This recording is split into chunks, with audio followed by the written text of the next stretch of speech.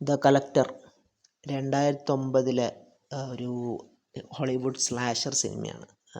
നമ്മളെ സുരേഷ് ഗോപിയുടെ കളക്ടർ അല്ലേ. അപ്പോൾ ഇതിൻ്റെ തീം എന്ന് പറയുന്നത് സ്ലാഷർ സിനിമയാണ്.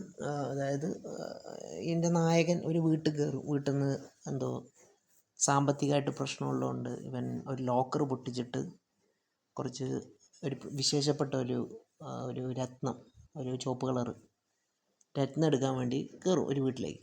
അപ്പോൾ മനസ്സിലാക്കുക വീട്ടിൽ പുള്ളി തനിച്ചല്ല, ഏതോ ഒരാൾ അതിന് മുമ്പേ കയറിയിട്ടുണ്ട്, ഒരു സീരിയൽ കില്ലർ, ഒരു സൈക്കോ.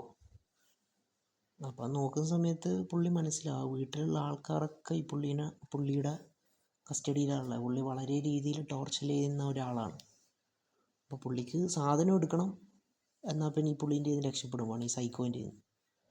അപ്പം അങ്ങനെ അത് ഇവർ തമ്മിലുള്ള ഒരു ക്യാറ്റ് ആൻഡ് മൗസ് ഗെയിമാണ്. ഇവൻ രക്ഷപ്പെടുമോ ഇല്ലയോ എന്നുള്ളതാണ് സിനിമയുടെ ഇതിവൃത്തം.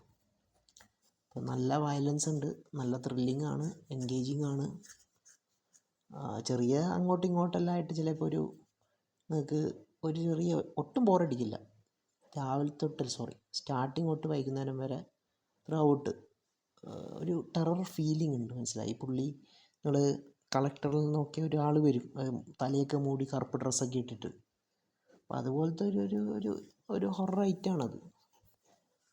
ക്ലൈമാക്സ് നല്ലപോലെ ആയിട്ടുണ്ട്. ശരിക്കും ഒരു ടെറർ മൂവിയാണ്. നിങ്ങൾക്ക് കണ്ടിരിക്കാവുന്ന മൂവിയാണ്. ടൈം വേർത്താണ്. യൂട്യൂബിലുണ്ട്, അത് വേണം കണ്ടു നോക്കാം. നല്ല വയലൻസ് ഉണ്ട്, കുട്ടികളോടൊപ്പം കാണാൻ പറ്റില്ല. നല്ല വയലൻസ് ഉണ്ട്, ബ്ലഡിൻ്റെ ഒരുപാട് വരും, കാരണം സ്ലാഷർ സിനിമയാണല്ലോ. പക്ഷെ ചിലപ്പോഴൊക്കെ ഈ സ്ലാഷർ സിനിമയിൽ ഓവറായിട്ട് എന്താ പറയുക, വയലൻസ് കയറ്റും, വെറുതെ വെറുപ്പിക്കുകയാണ്. അത് വെറുപ്പിക്കലാണ്. പക്ഷെ ഇതങ്ങനെയല്ല, ഇതൊരു ഡീസൻ്റ് ആയിട്ടുള്ള, അതായത് അധികം ഓവറായിട്ടുമില്ല, പക്ഷേ എങ്കിൽ ഒരു ത്രില്ലർ എലിമെൻറ്റ്